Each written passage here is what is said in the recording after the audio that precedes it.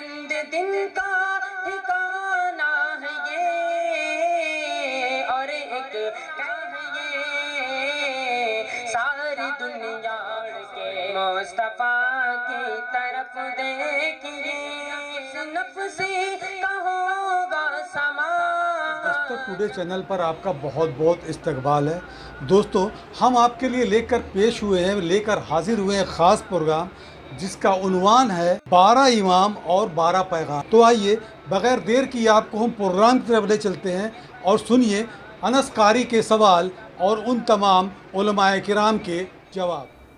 دوستوں آداب، میں محمد انس قادری دستک ٹوڈے کی خاص پیشکش 12 امام 12 پیغام کی آخری کڑی لے کر آج آپ کے سامنے حاضر ہوں۔ ناظرین کرام، اس کڑی میں ہم آپ کو 2 عالم دین سے روبرو کرائیں گے، 2 علماء سے بات چیت کریں گے اور نبی پاک صلی اللہ تعالیٰ علیہ وسلم کی تعلیمات کے بارے میں ان سے جاننے کی کوشش کریں گے۔ تو ناظرین کرام، آئیے ہم اپنے آج کے مہمان قاری محمد انیس صاحب سے آپ کی ملاقات کراتے ہیں۔ حضرت ایک سوشل ایکٹیوسٹ اور ایک ٹیچر ہیں، ایک سماجی کارکن اور ایک مدرس بھی ہیں جو بچوں کو تعلیم دینے کا کام کرتے ہیں۔ حضرت آپ کا بہت بہت استقبال کرتے ہیں ہم دستک ٹوڈے کی اس پینل پہ۔ آج ہم آپ سے جاننا چاہیں گے کہ قرآن شریف جو نازل ہوا نبی پاک صلی اللہ تعالیٰ علیہ وسلم کے اوپر، کاٹ دیجئے ذرا سا۔ قاری صاحب، آپ نے بہت اچھا سوال کیا۔ قرآن کریم کو پڑھا جائے اور قرآن کریم کی روزانہ تلاوت کی جائے، اور جو اس طرح کے حملے ہو رہے ہیں یہ کوئی نئی بات نہیں ہے، بلکہ یہ بہت پرانی بات ہے انگریزوں کے وقت کی، جب ہندوستان کے اندر انگریز رہا کرتے تھے۔ تو کولکاتہ شہر میں ایک انگریز تھا جس کا خادم مسلمان ہوا کرتا تھا۔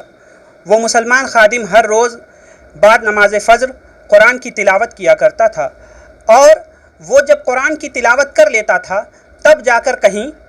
وہ اپنے مالک کو، انگریز کو، چائے وغیرہ کے لیے پوچھتا تھا۔ ایک دن مالک جلدی اٹھ گیا تو اس نے جو ہے چائے کے لیے آواز لگا دی، اور ادھر جو خادم تھا وہ قرآن کی تلاوت کر رہا تھا۔ تو خادم نے کہا کہ جب تک میں قرآن کی تلاوت کر نہیں لیتا تب تک میں یہاں سے نہیں اٹھوں گا، اور آپ کے لیے جو چائے ناشتہ وغیرہ مجھے لانا ہے وہ میں تبھی لاؤں گا جب میں قرآن کی تلاوت مکمل کر لوں۔ اس پر انگریز نے کہا کہ چلو اس بات پر مباہلہ ہو جائے کہ تمہارا دین حق ہے یا ہمارا دین حق ہے، یعنی عیسائیت حق پر ہے یا دین اسلام حق پر ہے۔ تو پھر ایک وقت آیا کہ مباہلہ ہوا، اور مباہلے کی شرط یہ رکھی گئی کہ ہم دونوں ہی اپنی اپنی کتابوں کو آگ میں ڈالیں گے، میں بائبل کو اپنی آگ میں ڈالوں گا، تم اپنے قرآن کو آگ میں ڈالنا۔ اور مباہلے سے ایک رات پہلے جو انگریز تھا وہ طرح طرح کے کیمیکل بائبل پر لگا رہا تھا، اور جو مسلمان تھا وہ زمین پر سجدہ ریز تھا اور اللہ تبارک و تعالیٰ سے دعا کر رہا تھا کہ اے اللہ، یہ میری بات نہیں ہے، تیرے کتاب قرآن کی بات ہے، اس کے ناموس کی بات ہے، اس کے حرمت کی بات ہے۔ تو اللہ تبارک و تعالیٰ، میں جانتا ہوں کہ تو ہی اس کا حافظ ہے، کیونکہ تو نے ہی قرآن نازل فرمایا ہے، اور تو ہی اس کی محافظت کا ذمہ دار ہے۔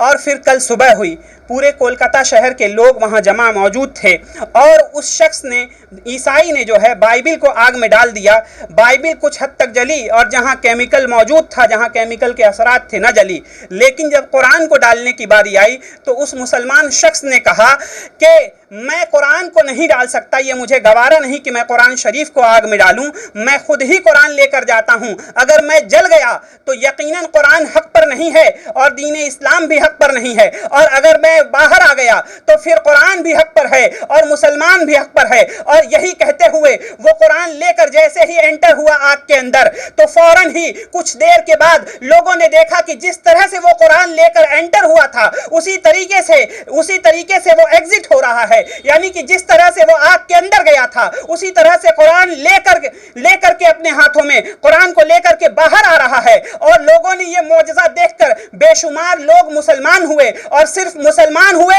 بلکہ قرآن کے قائل ہوئے۔ اور میں یہ کہنا چاہتا ہوں عوام سے کہ ہمیں بھی اسی طرح کا جذبہ رکھنا چاہیے کہ قرآن کی حفاظت کے لیے ہم کچھ بھی، یہ جو آج جو لوگ بد تہذیبی کے نام پر قرآن کو جلا رہے ہیں، قرآن کو پھاڑ رہے ہیں، ان سے میں یہ کہنا چاہتا ہوں، تم لاکھ مٹا لو، تم لاکھ کوئی کوشش کر لو، لیکن یقیناً ہمارا قرآن جس کی محافظت اللہ تبارک و تعالیٰ کے ذمے ہے، سوچو تمہیں توریت کا کوئی حافظ نہیں ملے گا، تمہیں زبور کا کوئی حافظ نہیں ملے گا، تمہیں انجیل کا کوئی حافظ نہیں ملے گا، لیکن تمہیں گلی محلے میں حافظ قرآن اس لیے مل جائیں گے کیونکہ اللہ تبارک و تعالیٰ نے اس کے قرآن کے حفاظت کا ذمہ لیا ہے، اور اس نے جس چیز کی حفاظت کا ذمہ لے لیا ہے، تم نے نہیں دیکھا کہ اللہ تبارک و تعالیٰ نے کعبہ شریف کی حفاظت کا ذمہ لیا تھا، اس نے ابابیلوں سے کام لے لیا تھا۔ آج ابابیل تو نہیں ہیں مگر وہ چھوٹے چھوٹے بچے ہیں جو 12 سال 14 سال کے ہوتے ہیں اور حافظ قرآن بن جاتے ہیں، اور حافظ قرآن بن کر دنیا کو یہ بتاتے ہیں تم قرآن کو نست و نابود بھی کر دو گے پھر بھی ہم دوبارہ اسے لکھ سکتے ہیں کیونکہ وہ قرآن ہم نے اپنے سینوں میں محفوظ کر لیا ہے۔ تو بات آپ کی سمجھ میں آ گئی؟ تو میں یہ کہنا چاہتا ہوں، عوام سے میری یہ اپیل ہے، میری درخواست ہے کہ قرآن کو ہم جس قدر پڑھیں گے، قرآن کو ہم جس طرح سے سمجھنے کی کوشش کریں گے، اور جس قدر قرآن میں لکھی ہوئی باتوں پر، جو باتیں لکھی ہوئی ہیں ان پر ہم عمل کریں گے، تو یقیناً اللہ تبارک و تعالی ہمیں وہی فتح، وہی نصرت، وہی کامیابی عطا فرمائے گا جو آج سے کئی سو سال پہلے مسلمانوں کو عطا فرمائی تھی۔ لیکن آج کا مسلمان اس کے پاس شراب پینے کے لیے وقت موجود ہے، جوا کھیلنے کے لیے وقت موجود ہے، دنیا کے تمام حرام کام کرنے کے لیے وقت موجود ہے، لیکن قرآن کی تلاوت کرنے کے لیے ایک صفحہ آپ تلاوت کریں۔ میں یہ نہیں کہہ رہا کہ آپ پوری کی پوری جو ہے پورا کا پورا پارا تلاوت کر لیں، ایک صفحہ آپ تلاوت کریں، صرف ایک صفحہ، انشاءاللہ تبارک و تعالی آپ اگر وہ ایک صفحہ بھی تلاوت کریں گے تو آپ کی زندگی اگر شراب کا عادی بن کر جہنم بنی ہوئی ہے، جوئے کا عادی بن کر اور تمام حرام کاریاں کر کر اگر وہ جہنم کے مستحق ہو چکے ہیں تو انشاءاللہ تبارک و تعالی آپ کا ایک پیج قرآن پاک پڑھنا، ایک صفحہ قرآن پاک پڑھنا آپ کے دل کو معمور کرے گا اور آپ تمام برائیوں سے بچ جائیں گے۔ ناظرین کرام، دیکھا آپ نے کہ حضرت نے کس طرح سے قرآن پاک کے بابت اسلامی تعلیمات پر روشنی ڈالی۔ آج کے اس ایپیسوڈ میں ہمارے ساتھ ایک اور خاص مہمان موجود ہیں، حافظ محمود رضا قادری صاحب، جو ماہ ربیع النور شریف کے تعلق سے کچھ اپیل کرنا چاہتے ہیں۔ حضرت سے میں بھی گزارش کروں گا کہ آپ قارئین کرام کی کچھ رہنمائی فرمائیں کہ کس طرح سے یہ جشن ہمیں منانا ہے۔ بس بھائی،